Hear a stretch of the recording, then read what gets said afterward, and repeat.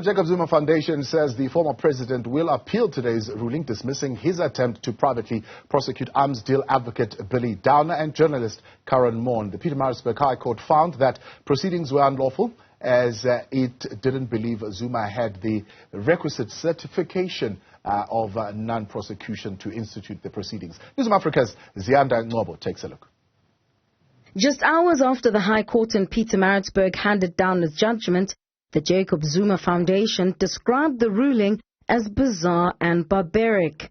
The full bench of judges found that Zuma failed to argue against why he should not be considered someone who was instituting the private prosecution with an ulterior motive and abusing court processes. The judgment also found that the way in which journalist Karyn Maughan was maligned and falsely implicated amounts to a violation of her media freedom as enshrined in Section 16 of our Constitution. This has got absolutely nothing to do with media freedom. If this information was given to media at the right time, when it was already filed in court, there would be no issue. We can't have certain people that are going to get privileged information under the guise of a media freedom.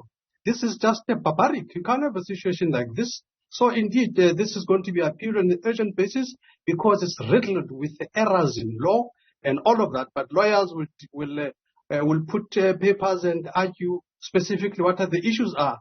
News 24 has hailed Wednesday's judgment as a victory. Former president has now been slapped with the most serious cost order that you can get in a high court like this. It was a full judgment. Three judges of the High Court agreed that this was a frivolous attempt to try and subvert the rule of law. And I think that should be the focus. I mean, this president has, over the years, used every single legal trick in the book to try and stay out of court. He's now gone a route that no one has ever gone before by trying to remove a state prosecutor, by trying to attack a journalist. Now, this is a country that's based on the rule of law and the rule of the Constitution. Meanwhile, legal expert Mpumelelo Zikalala says the judgment dealt with arguments regarding the jurisdiction on which matters should be settled in the civil and criminal courts. Zikalala says the judgment is instructive but could set a precedent where there's a conflation of where issues are arbitrated. All individuals that are citizens of South Africa, we are going to protect our rights no matter what. Even if there's another court which is about to dispute or adjudicate on your matter, once it involves your human rights or the rights which are entrenched in Chapter 2 of our Constitution, we are going to step in as a civil court and be able to determine the accuracy or the correctness or the lawfulness of whatever action which is being taken against you. It means that doors of the court are open. Any other disputes that are there may be taken to the court.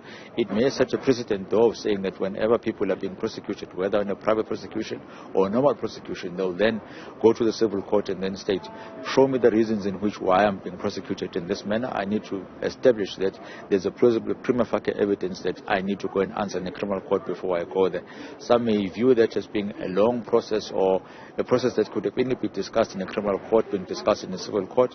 The court has also restrained Zuma from reinstituting or taking any further steps to try and privately prosecute Downer and Maughan. But as already indicated through the 81-year-old's foundation, this legal battle is far from over.